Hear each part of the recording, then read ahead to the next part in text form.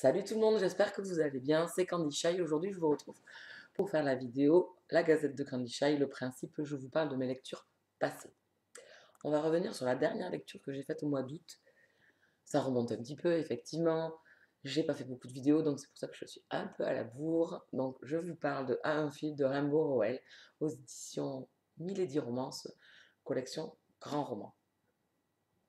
C'est une lecture contemporaine. Alors c'est pas une romance, je dirais, c'est un épisode de vie d'un personnage. Ici, c'est une jeune femme qui est maman, qui a des enfants, un mari, et qui ne fait que travailler. Donc elle a un virage de sa vie où son mari commence à en avoir marre fortement, que sa carrière passe avant tout le reste.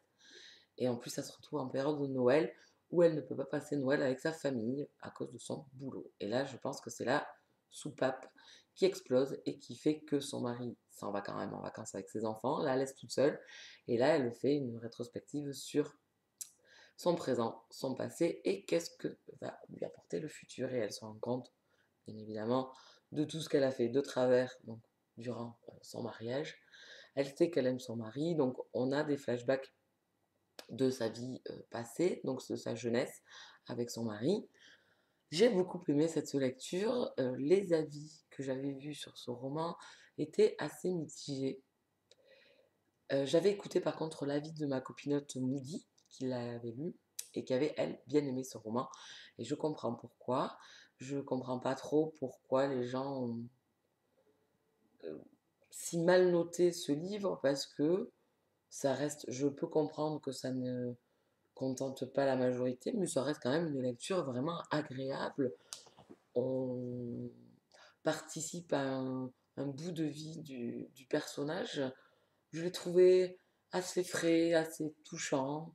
Voilà, c'est vraiment, comme on dit, c'est vraiment un épisode de vie. On n'a pas un départ, un arrivée, un aboutissement de quelque chose, des grandes envolées romanesques entre notre héroïne et son mari. Mais ça reste une très très bonne lecture. En période de Noël, en plus, j'ai trouvé ça assez sympa. Ce petit. Ça fait penser un petit peu à un roman fantastique aussi, parce qu'il y a une espèce Je vais y arriver, je suis désolée, mais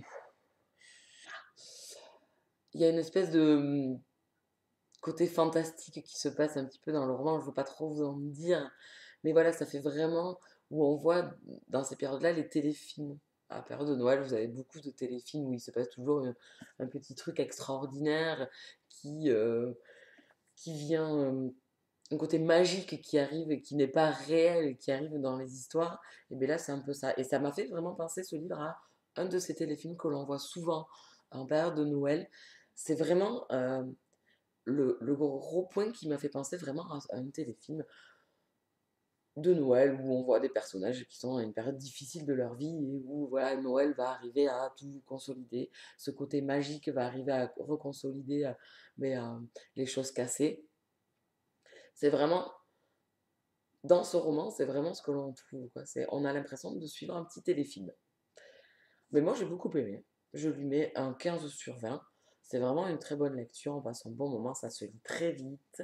C'est écrit très gros. Voilà, c'est un roman que j'ai très vite vu. Une couverture très mignonne. Enfin voilà, moi, c'est un livre que j'ai beaucoup apprécié. Voilà, petit 15 sur 20. On continue avec une autre lecture. Les fiancées du Pacifique de Jojo Moyes, lecture que j'ai faite début septembre. Ici, nous avons un roman historique qui se passe lors de la Seconde Guerre mondiale, à la fin de la Seconde Guerre mondiale. Les soldats britanniques en poste en Australie sont rapatriés en Angleterre. Et durant la guerre, forcément, certains se sont mariés avec des Australiennes. Et donc, ces femmes sont rapatriées pour rejoindre leur mari euh, en Angleterre. Et on suit donc une traversée de 600 femmes sur un paquebot militaire. Donc il reste des soldats, le capitaine est ravi d'avoir ces femmes à bord, vous pouvez bien imaginer. Et donc du coup, on suit 3 héroïnes, enfin 4 héroïnes de ce roman et j'ai adoré, mais vraiment c'était génial. Vous savez, pour ceux qui me suivent, que je suis une grosse fan de Jojo Moyes. J'ai bientôt lu presque tous ses romans et je me régale à chaque fois que je passe un moment avec cet auteur. Je retrouve en plus l'esprit qu'il y avait eu un petit peu dans La Baie des Baleines que j'ai lu au mois de juin, je crois, où on se retrouve en Australie. Et là, pareil, donc on a un petit bout d'Australie, on va dire, dans notre lecture, et j'ai vraiment adoré. On suit quatre héroïnes, donc qui sont sur ce bateau, quatre héroïnes complètement différentes, vous vous imaginez bien. Donc on peut avoir la petite, on va dire, paysanne, voilà, qui a toujours été heureuse dans sa vie, qui va rejoindre son mari, qui est très fraîche, très franche, voilà, elle prend la vie du bon côté, elle est gentille, très très gentille même, trop gentille. Après, on a la snob prout prout, pas très sympathique avec justement ses autres coéquipières, enfin, ses autres, je vais pas y arriver, mais c'est pas possible aujourd'hui. Les autres femmes qui sont à bord avec elle, je vais y arriver, je suis désolée, encore une fois. Donc, ensuite, on a une troisième qui est assez mystérieuse, on ne comprend pas trop. Elle est infirmière, hein, donc elle a été infirmière durant la guerre.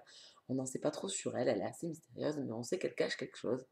Et on l'apprend au fil de l'histoire, et elle devient un peu notre héroïne principale de l'histoire. Voilà, ça tourne beaucoup autour d'elle. Et la quatrième, que l'on voit au début du roman, et qui nous quitte au milieu du roman. Je ne vous dirai pas comment, je ne vous dirai pas pourquoi, c'est à lire, à vous de découvrir par vous-même. C'est une petite briquette de 600 pages, et bien franchement, je ne les ai pas vues passer. Moi qui ne suis pas fan, vous le savez pour celles qui me suivent et avec qui je papote et tout, que je ne suis pas fan des gros pavés, que j'ai beaucoup de mal à me mettre dedans, et bien là, c'est passé crème. J'avoue que c'est passé parfaitement. Donc on a des chapitres courts, donc c'est entraînant du coup. Comme c'est court, mais on passe vite au chapitre suivant. Le roman commence d'abord à notre époque. On suit une jeune fille avec sa grand-mère qui est en vacances. Et sa grand-mère arrive sur un chantier naval. En fait, elle n'arrive pas sur un chantier naval, elle boit le thé dans un bar. Et en face, il y a un chantier naval. Donc sa petite fille décide d'aller faire la curieuse euh, sur ce chantier naval et voir ce qui se passe. Et donc la grand-mère la retrouve au bout d'un moment, puisque la jeune fille met du temps à revenir. Et elle tombe en fait sur le paquebot. Donc c'est la grand-mère. C'est un des quatre personnages que l'on suit dans cette histoire, je ne vous dirai pas lequel, que l'on suit dans cette histoire et qui retrouve le paquebot sur lequel elle a traversé, donc de l'Australie à l'Angleterre, pour retrouver son mari. Et elle est en choc émotionnel et on retourne donc, ça se rembobine et on retourne donc durant la Seconde Guerre mondiale, à la fin de la guerre, on retrouve nos héroïnes en Australie et ensuite elles embarquent et on a leur périple. Je me répète, je crois, j'ai l'impression, je suis vraiment désolée aujourd'hui, j'arrive vraiment du mal à aligner mes idées et à être concise. Je suis vraiment ravie. Donc, je suis vraiment navrée. Oh, ça va être la vidéo catastrophe. Bon, allez, on se reconcentre. Donc, un roman historique que j'ai vraiment adoré. On a de la romance, on a de la vie, euh, des personnages, voilà. C'est des épopées des fresques sur des personnages que l'on suit. J'aime beaucoup ce principe-là. Et actuellement, j'en lis pas mal et je me régale vraiment de suivre voilà, ces personnages à travers le temps, à travers leur vie et tout ce qui leur est arrivé, les choses bien, les choses pas bien. Par moments, j'ai vraiment versé la larme. Par moments, j'ai été vraiment en colère parce que forcément, on est dans une époque où les mœurs et la place de la femme dans les, les traditions est vraiment parfois ralente. J'ai vraiment été offusquée. Il arrive des choses tragiques à certains des personnages et j'ai vraiment été touchée, révoltée, en colère et c'est pénible quoi.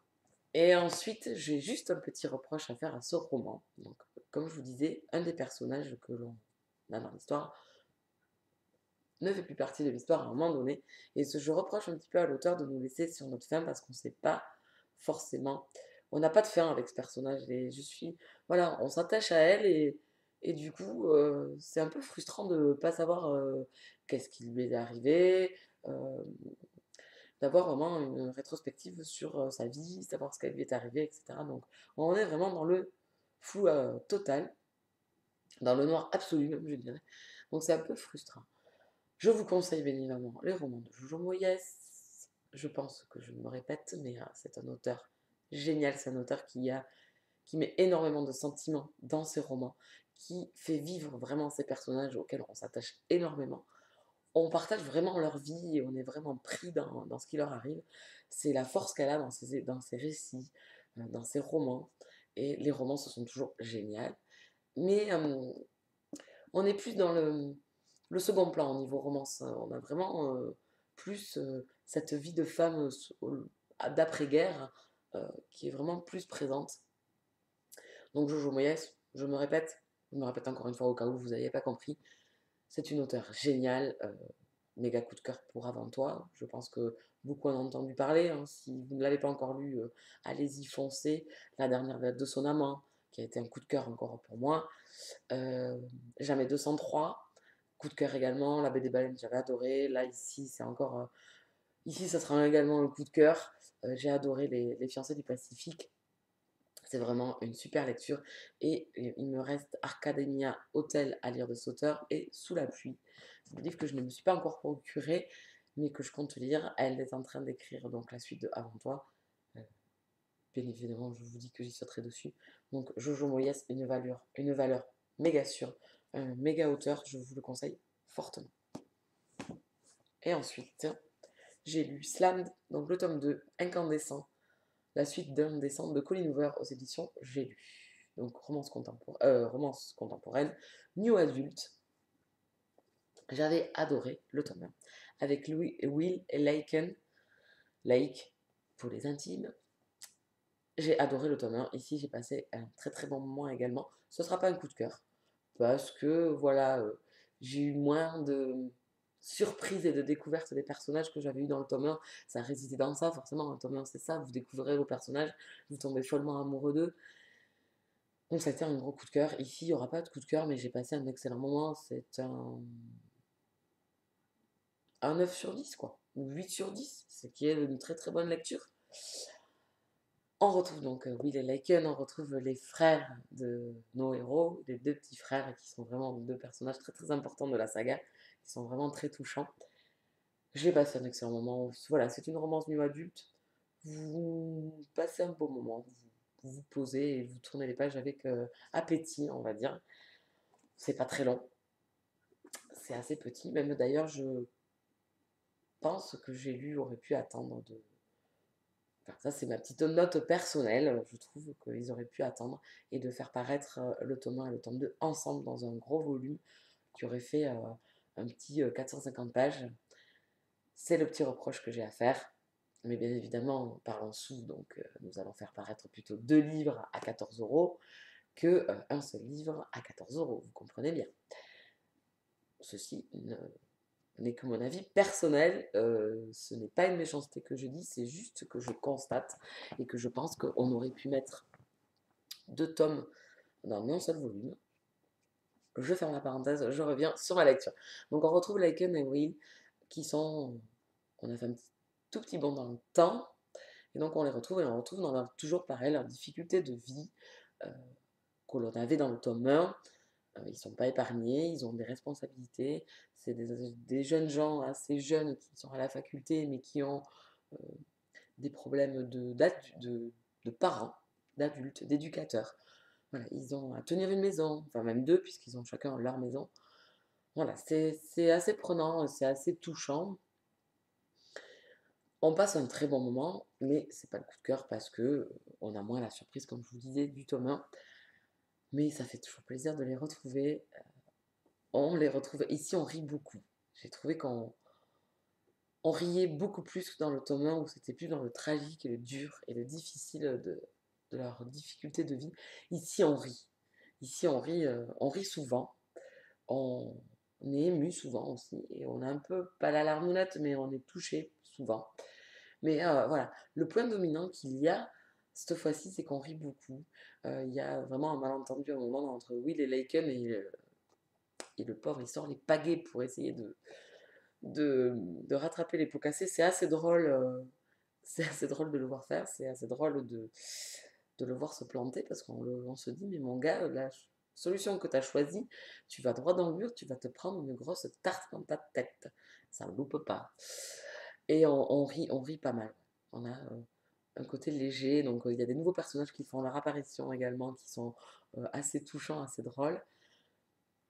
On retrouve les amis de Laken et Will aussi qui sont dans leur difficulté de couple. Et on apprend une nouveauté sur leur relation qui va venir compliquer leur amour. C'est vraiment touchant. Je vous conseille ce New Adult, petite romance vraiment sympa, vraiment touchante. Je crois qu'il y a un tome 3 de prévu. Donc je lirai bien la suite avec plaisir. Donc comme je vous disais, c'est un petit 8-9/10, ce qui est quand même une bonne lecture quand même. On en arrive à la fin, 15 minutes de blabla, j'ai l'impression de me s'y répéter. Je vais essayer de voir si je peux couper au montage à certaines choses.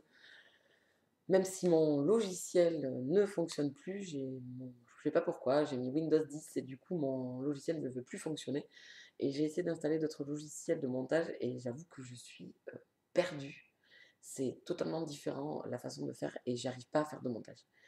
Donc je vais essayer de voir s'il y a une notice pour essayer de m'aider à monter maintenant mes vidéos. Donc si j'y arrive pas, je suis vraiment navrée. Soyez indulgents. Euh, je suis un peu en plus. Je vais faire une autre vidéo où je vous expliquerai un petit peu. Vous voyez que le décor a changé. Je ne suis plus chez moi, j'ai déménagé, donc les vidéos risquent d'être un peu espacées, un peu. Voilà, je suis dans une période un peu. Voilà, c'est un peu le fouillis, un peu le bazar, donc je pense que ça va se ressentir dans mes vidéos. Je viens de tourner celle-là, j'ai l'impression que voilà, c'est un peu brouillon. Je vous en parle très rapidement. Et je vous dis à très vite. Ciao, ciao!